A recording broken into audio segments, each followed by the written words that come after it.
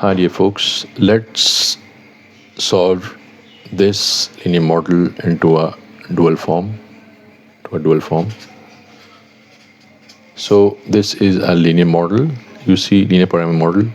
So it is the minimization one. It is minimizing the cost, and constraints are constraint 1, constraint 2, constraint 3, constraint 4, constraint 5.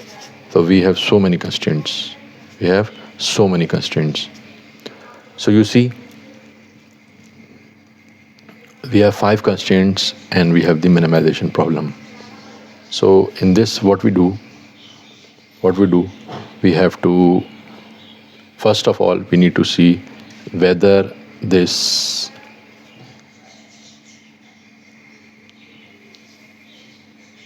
all constraints are in the canonical form or not.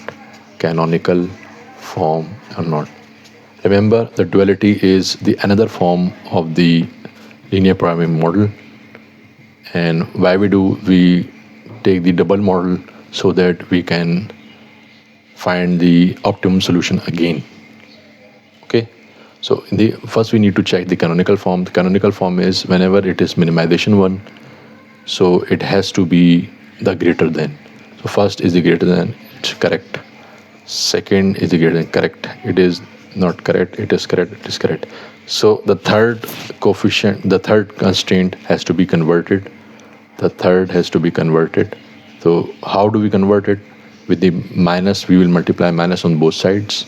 So when we multiply minus on both sides, the third constraint would be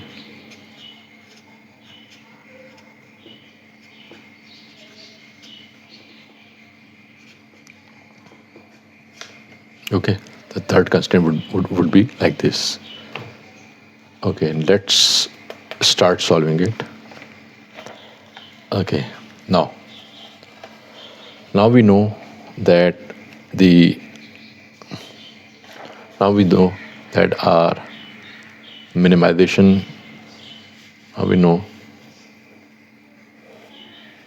know that our minimization function of a linear program is Z. So we will be using W instead, and it is minimization, it will be a maximization one.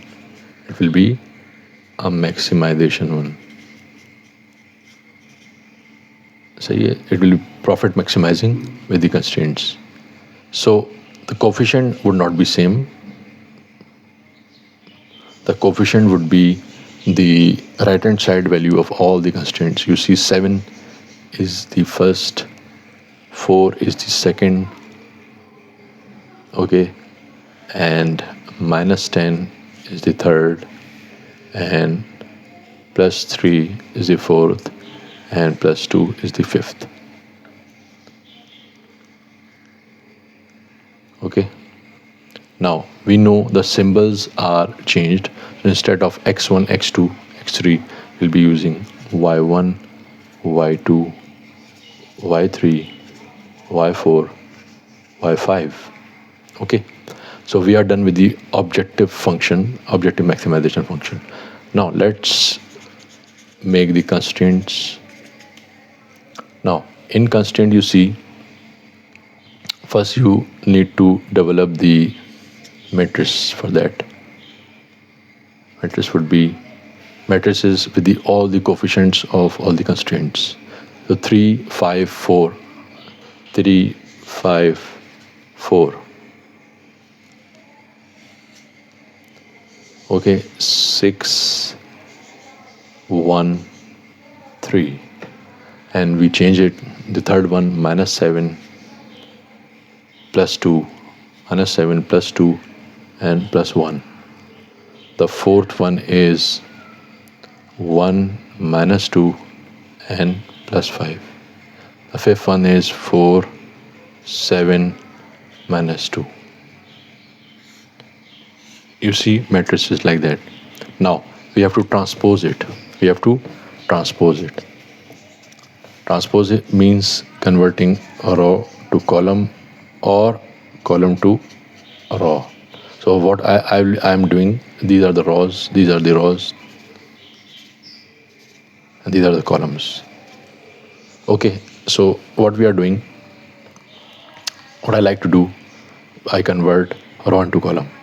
So the row 3, 5, 4, 6, 1, 3, 7, 2, 1, 1 minus 2, 5, 4, 7 minus 2. So this is now transposed. This is the transposed form.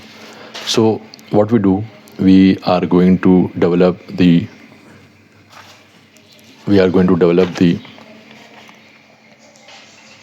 left hand side of all the constraints.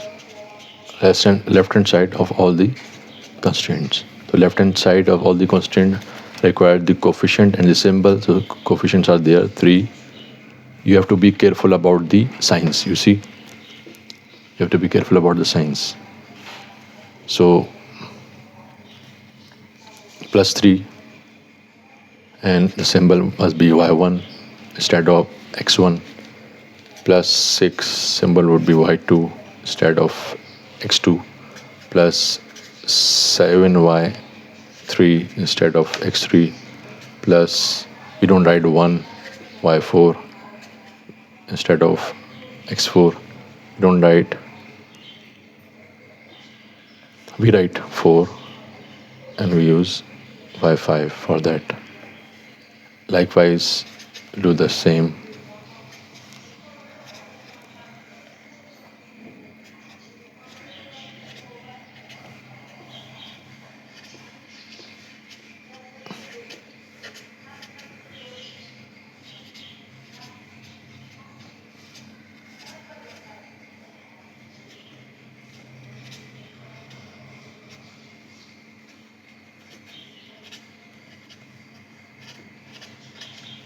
So we are done up till now.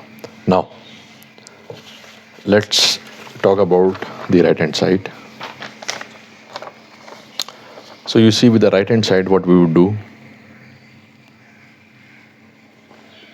For the right hand side, what we would do, we will take the coefficients of the objective function. So these were 3, 2, minus 2, 4. But before that, it is the maximization. So in the maximization, the inequalities must be less than equals to. Now, let's talk about the right hand side. Right hand side would be 3 plus 3 minus 2 plus 4. You see, we are done with this and we have made the dual form. But remember, it cannot be solved with this minus. So when we will be solving it for the optimum solution, the optimum values of x1 and x2, so for that, in which the profit would be maximized, so we need to convert first this minus sign into the positive sign. So when you will multiply minus on both sides like we did before, so inequality will be inverted. Thank you very much.